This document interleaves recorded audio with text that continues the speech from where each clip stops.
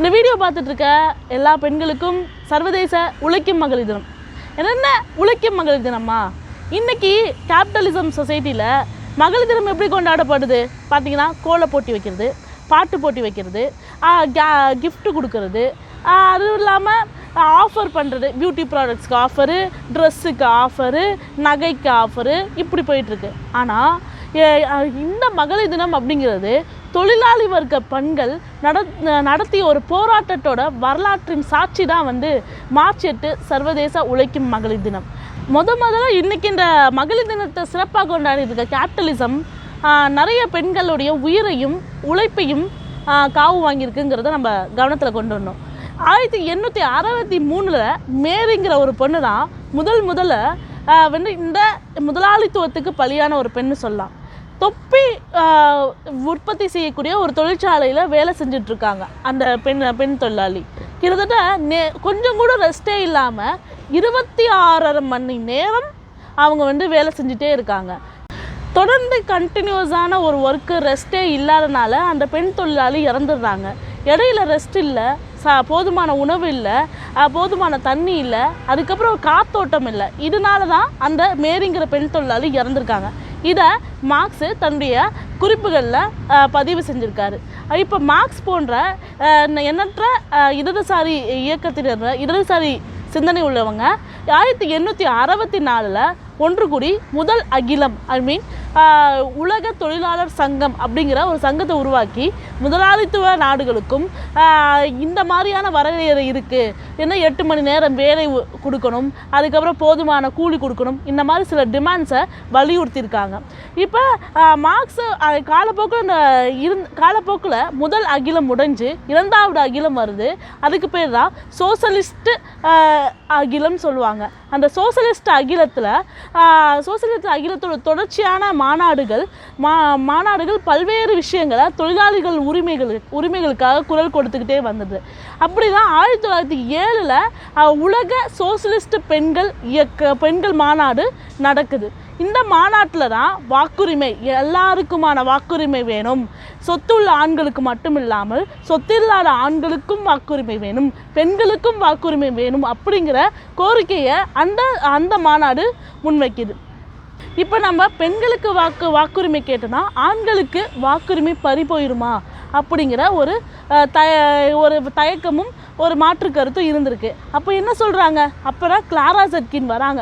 Clara Zetkin தான் socialist பெண்கள் இயக்கத்தின் முக்கிய பிரதிநிதியாக இருக்கக்கூடிய ஒரு செயலாளராக இருக்கக்கூடிய ஒரு நபர் கிளாரா ஜெட்கின் என்ன சொல்கிறாங்க அப்படின்னா, இல்லை, பெண்களுக்கு வாக்குரிமை கேட்குறதுனால ஆண்களுக்கு வாக்குரிமை பறி போகாது, எல்லாருக்குமான வாக்குரிமை வேணும் அப்படிங்கிறத வலியுறுத்தி சொல்கிறாங்க.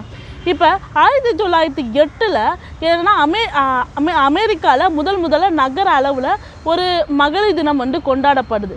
அந்த மகளிர் தினத்தோட இது என்னென்னா, வாக்குரிமை, எல்லாருக்குமான வாக்குரிமை வேணும், அதுக்கப்புறம் ஒரு சில டிமாண்ட்ஸ் எல்லாம் முன்வைக்கிறாங்க, தொழிலாளர்களுக்கான டிமாண்ட்ஸு.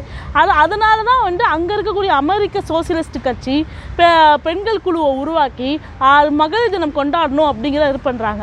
அப்போ 1909 ஒரு தேசிய அளவில் ஒரு மகளிர் தினம் கொண்டாடப்படுது. இதுதான் முதல்ல தேசிய அளவில் கொண்டாடப்பட்ட மகளிர் தினம் அப்படின்னு எடுத்துக்கலாம். 1910 உலக சோசியலிஸ்ட் பெண்கள் மாநாடு 2வது முறையாக நடக்குது. அந்த மாநாட்டில் தான் உலக மகளிர் தினம் அப்படிங்கிறது கொண்டாடணும்.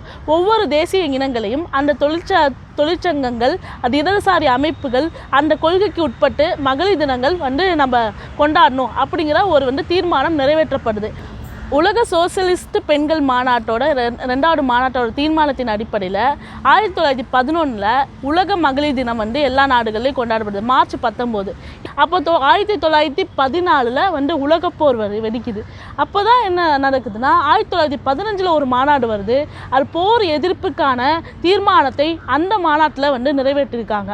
ஏன்னா போருக்கு போனால் நிறைய ஆண்கள் இறக்குறாங்க, உணவு நெருக்கடி ஏற்படுது, பிள்ளைங்களுக்கு ரொட்டி கொடுக்க முடியல, பால் கொடுக்க முடியல, இந்த மாதிரி நிறைய பிரச்சனைகள் அந்த பெண்கள் எதிர்கொள்கிறாங்க. இது 1915 இந்த போர் எதிர்ப்பு தீர்மானம் கொண்டு வந்தால், அப்போ தான் ரஷ்யாவில் 1917 ஒரு மிகப்பெரிய ஒரு போராட்டம் வெடிக்குது. இப்போ அதை பெண்கள் தான் அதில் தலைமை தாங்குறாங்க. அதில் என்ன பண்ணுறாங்க, எல்லா போக்குவரத்தையும் வந்து நிறுத்துகிறாங்க. போக்குவரத்து எல்லாத்தையும் நிறுத்துகிறாங்க. வழக்கமாக நடக்கவில்லை. தொழிற்சாலையிலலாம் இருக்கக்கூடிய எல்லா பெண் தொழிலாளர்களும் வந்துட்டாங்க. ஆண் தொழிலாளர்கள் வந்து ஆலைகளில் வேலை பார்த்தாலும் ஃபேக்ட்ரிஸில் வேலை பார்த்தாலும் அவங்கள போய் ஆர்கனைஸ் பண்ணி அவங்கள போய் நீங்கள் வாங்க வீதிக்கு, இனியும் நம்ம பட்னியாக கிடக்க முடியாது, நம்ம பிள்ளைங்க பட்னியாக கிடக்க முடியாது, நம்மளோட சகோதரராக, நம்மளுடைய கணவராக, நம்மளோட ரத்தத்தில் ஒரு பாதியாக இருக்கக்கூடிய ஒரு ஆண்கள் வந்து இன்றைக்கி போரில் வந்து இறந்துட்டு இருக்காங்க. நிறைய ஆண்கள் அப்படி இறந்துட்டு இருக்காங்க. அவங்களோட இறப்பை தடுக்கணும்னு சொல்லிட்டு எல்லாருமே வீதிக்கு வராங்க. அப்படி தான் வந்து அப்போ தான் ஒரு பெண் தோழர் வந்து என்ன பண்ணுறாங்க அப்படின்னா, அங்கே வந்து ட்ராம் கார்னு ஒன்று இருக்கும். அந்த ட்ராம் கார் என்ன அப்படின்னா, தண்டவாளம் இருக்கும், இல்லை ட்ரெயின் போயிட்டுருக்கும் பிளாட்ஃபார்மில். அந்த பிளாட்ஃபார்மில் போய் நின்று அந்த ட்ரெயினை மறித்து தைரியமாக நின்று ட்ரெயினை மறித்து கீழே எடுத்துகிட்டு அந்த ட்ராம் காரையும் போக விடாமல் பண்ணுறாங்க. இப்படி நிறைய விஷயங்கள் நடந்துகிட்டே இருக்குது. ரஷ்யாவில் நடந்தக்கூடிய ஒரு சோசியலிச புரட்சிக்கு ஆரம்ப புள்ளியாக வந்து பெண்கள் வந்து மார்ச் 8ஆம் தேதி போராடினது தான் முக்கிய காரணமாக இருக்குது. அதுதான் நமக்கு இன்றைக்கி வந்து மார்ச் சர்வதேச உழைக்கும் மகளிர் தினமாக கொண்டாடப்பட்டுருக்கோம். அப்போ தான் வந்து பெண்ணிய இயக்கங்களும் வந்து வலுவாக வந்துட்டுருக்கு. அதே மாதிரி ஐநாவில் சில கம்யூனிஸ்ட் உமன் லீடர்ஸ் வந்து இதை முன்மொழிஞ்சாங்க வந்து மகளிர் தினம் கொண்டாடணும் அப்படிங்கிறது. அதில் 2 முக்கியமான கேரக்டர்ஸ் இருக்காங்க. ஒன்று ஹெர்த்தா, இன்னொன்று பிடரி. பிடரி என்ன பண்ணுறாங்கன்னா, அந்த ஐநாவோட பொதுச் செயலாளருக்கு ஐநாவோட பொதுச் செயலாளருக்கு இந்த சர்வதேச மகளிர் தினம் எதுக்காக கொண்டாடப்படுறது அப்படிங்கிற காலண்டர் அனுப்புகிறாங்க. ஹெர்த்தா யார் அப்படின்னா, ஹெர்த்தா வந்து உமன் இன்டர்நேஷ்னல் டெமோக்ராட்டிக் ஃபெடரேஷனோட தலைவர். அதுவும் இல்லாமல் ஃபின்லாண்டில் கம்யூனிஸ்ட் கட்சியோட லீடர் அவங்க தான். ஸோ அவங்க என்ன பண்ணுறாங்க அப்படின்னா, பெண் தொழிலாளர்கள் பெண்களுடைய பிரச்சனைகளை ஐநாவில் முன்மொழிஞ்சு என்ன மகளிர் தினம் கொண்டாடணுங்கிற ஒரு டிமாண்டை கொண்டு வராங்க.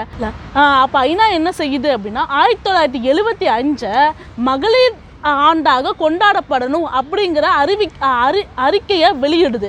அந்த அறிக்கையில் என்னென்னா, இந்த ஆண்டு முழுக்க பெண்களுடைய பிரச்சனைகள், பெண்களுக்கு என்ன தேவைகள், இந்த விஷயங்கள்லாம் எல்லா நாடுகளும் விவாதிக்கணும் அப்படிங்கிற விஷயங்களை சொல்லுது. ஐநாலாம் 1975 மார்ச் 8 உலக மகளிர் தினமாக அங்கீகரிக்குது. அதை தான் இந்த நாள் வரையும் நாம் மகளிர் தினமாக கொண்டாடிட்டு வருகிறோம். ஓகேவா?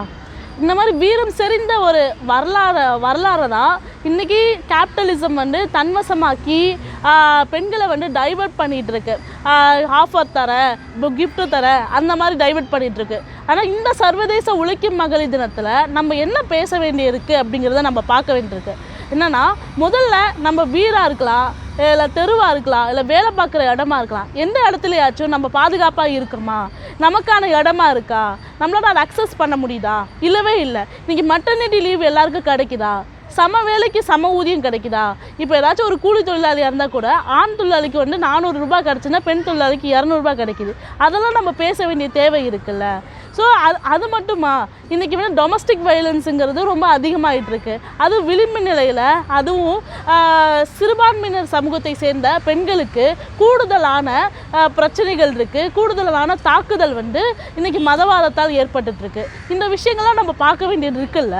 இதெல்லாம் நம்ம இந்த சர்வதேச உழைக்கும் மகளிர் தினத்தில் அட்ரஸ் பண்ணி இதெல்லாம் சரி செய்ய அரசு என்ன செய்யணுங்கிறத வலியுறுத்த வேண்டிய தேவையும் இருக்குது தோழர்களே. நன்றி.